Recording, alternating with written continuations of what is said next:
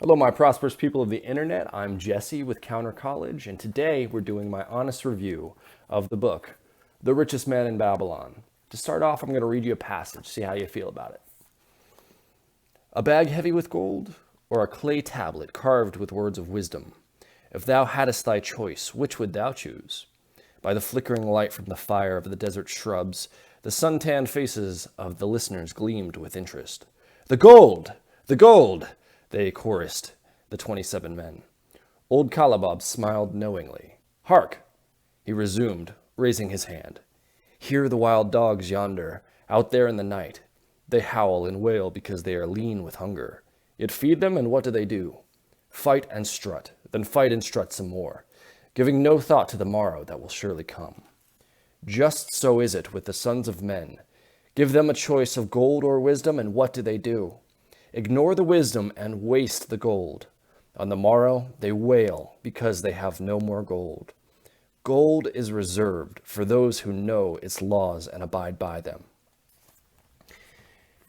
Overall, my honest opinion of this book is that it is an incredible book, amazing.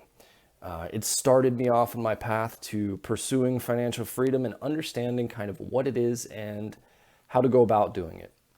Every time I reread this book, it gives me a little sense of peace and reminds me of what I'm doing and how I'm doing it, financial freedom and its pursuits.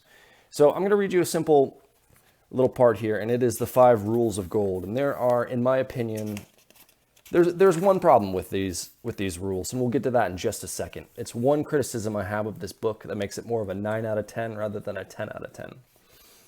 The 5 laws of gold. Gold cometh gladly and increasingly in quantity to any man who will put by not less than 1/10 of his earnings to create an estate for his future and that of his family. That's rule number 1. And that means you have to save 10% of what you earn to build your estate, to build your assets. The way to do that, they say in this book, is to pay yourself first. Pay that 10% out no matter what first, as if it doesn't exist in any other regard. Gold rule number 2. Gold laboreth diligently and contentedly for the wise owner who finds for it profitable employment, multiplying even as the flocks of the field.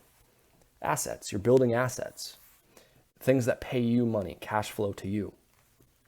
Rule number 3. Gold clingeth to the protection of the cautious owner who invests it under the advice of men wise in its handling. That is what we need to talk about in a minute.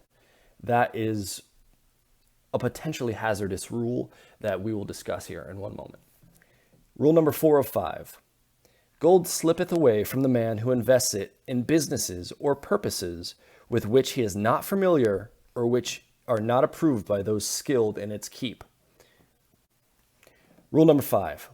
Gold flees the man who would force it to impossible earnings, or who followeth the alluring advice of tricksters and schemers, or who trusts it to his own inexperience and romantic desires in investment.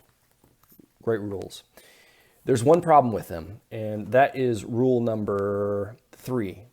And that is gold clingeth to the protection of the cautious owner who invests it under the advice of men wise in its handling. Today, many people regard stockbrokers as men wise in the handling of money or gold. That is not the case. A stockbroker is not necessarily your friend, not necessarily trying to make you money.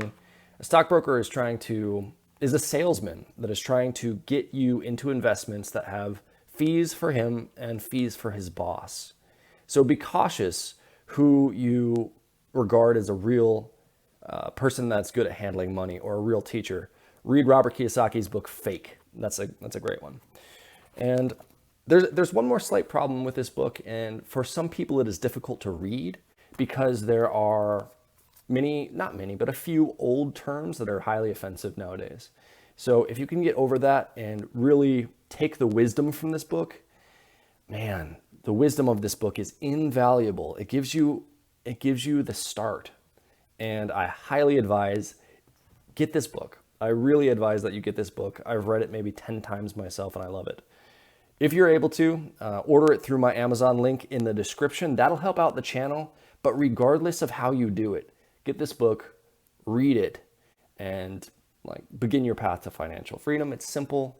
The stories are entertaining. You don't want to put it down. It's a great book. Yeah, so that's my honest review. I would say 9 out of 10 just because of those small problems, but absolute must read. Probably my second favorite book, maybe third. I don't know how many times I've read it, a lot. So, well, that's it for today's edition of Counter College. Thank you for joining me, and please comment, please like, please subscribe. Let's get the momentum of this channel continuing. And if there's a specific video you want to see, let me know in the comments or feel free to message me, and I will see you next time on Counter College.